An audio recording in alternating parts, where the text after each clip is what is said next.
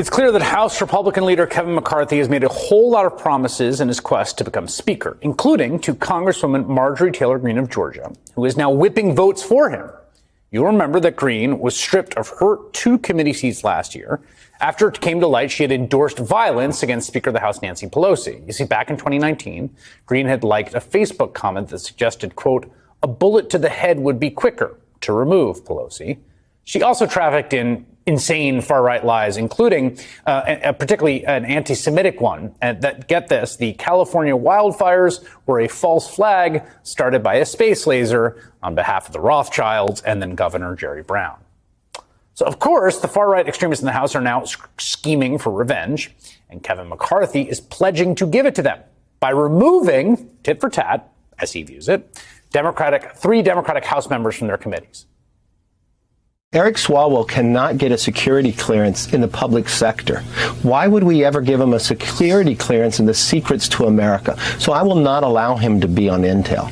You have Adam Schiff, who had lied to the American public time and again. We will not allow him to be on the Intel committee either. And you look, Congresswoman Omar, her anti-Semitic comments that have gone forward. We're not going to allow her to be on foreign affairs. Joining me now, one of those people, Congressman Adam Schiff, Democrat of California, who's the chairman of the Intelligence Committee, a member of the January 6th committee. Chairman, you're accused of lying time and time again to the American people, which is apparently disqualifying for being on a committee, which I'm not sure about that. I've covered a lot of politicians, and I don't think that dings you, but I would like to get your response. Well, by lying, what Kevin McCarthy is referring to is telling the truth about Donald Trump and holding him to account, impeaching him, leading that trial, being a member of the January 6th committee. But look, notwithstanding the bogus rationalization, this is about satisfying the lowest elements of his conference, the Marjorie Taylor Greenes who want payback, the Gosars, the Matt Gaetzes. And this is what it's going to be over the next 2 years, which is Kevin McCarthy can't become Speaker without the QAnon caucus in his conference. He will do what Marjorie Taylor Greene tells him to do. And this is just the beginning. And it's a tragedy for the American people. I mean, whether I stay as chair of Intel or I don't is not the tragedy. The tragedy is there are some serious things we need to deal with as a country. And in addition to these sort of petty attacks on people who've held Trump accountable, they're threatening default on the nation's credit. They're threatening government shutdowns if we don't cut Social Security and Medicare. They want to investigate Anthony Fauci. I mean, it's absurd. But we're going to see that if the Republican conference is an insane asylum, and it looks a lot like one, the lunatics are taking over. You have this to say. You said last week voters rejected extremist Republicans at the ballot box. Yet despite that clear repudiation, Republicans are plowing full steam ahead with their conspiracy theory agenda, a political sideshow for the QAnon base. They are so dangerously out of touch. I want to ask about what this means for governing. There are things the House has to do to keep the government running, right? Raising the debt ceiling, which you mentioned, which they're already saying, but also passing appropriations bills on a timely manner to keep the. Are you confident that McCarthy can wield this narrow majority to deliver at that threshold level, or are those going to be tough, big, catastrophes?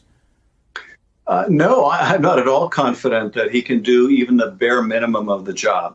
It's one thing if you have a large majority and you can sort of say, well, I can afford to ignore the crazies like Marjorie Taylor Greene.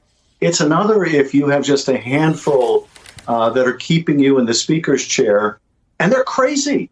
And you have to go along with crazy in order to do that, to keep that job.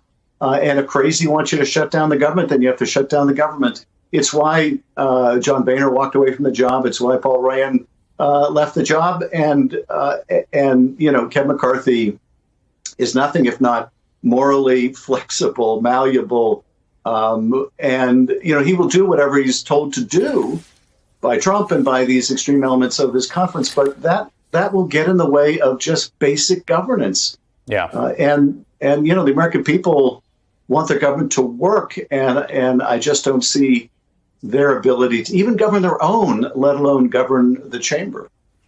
I want to ask about the January 6th committee and that speeding towards its conclusion.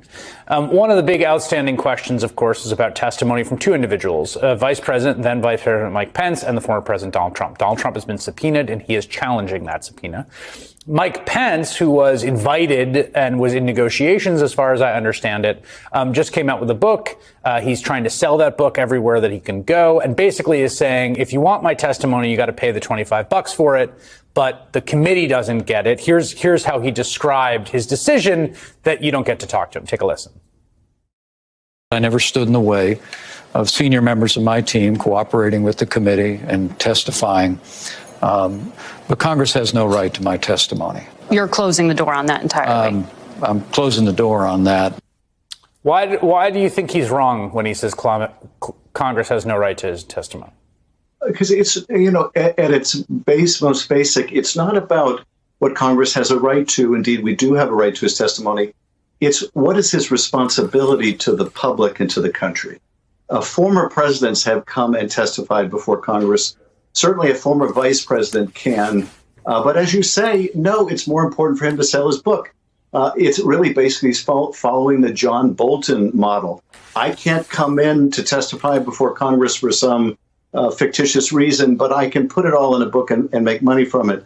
Look, we have to view everything Mike Pence says and does right now through the prism of two things. He wants to run for president. He doesn't want to alienate the Trump base any more than he has to. And this is his way of walking that line. But it really is a disservice to the country. And for him to parade this as some kind of a sanctimonious decision that they have no right to my testimony doesn't, of course, answer the question, does he have a responsibility to the country? Certainly, if he wanted to testify, he could. And he is withholding that from the American people. Yeah, and to the extent there's any privilege, that's been punctured by the fact he wrote a book about it. He does seem to be planning a 2024 run on the platform of, with the exception of the whole hanging Mike Pence bit, I'm with Trump all the way. Congressman Adam Schiff, thank you very much.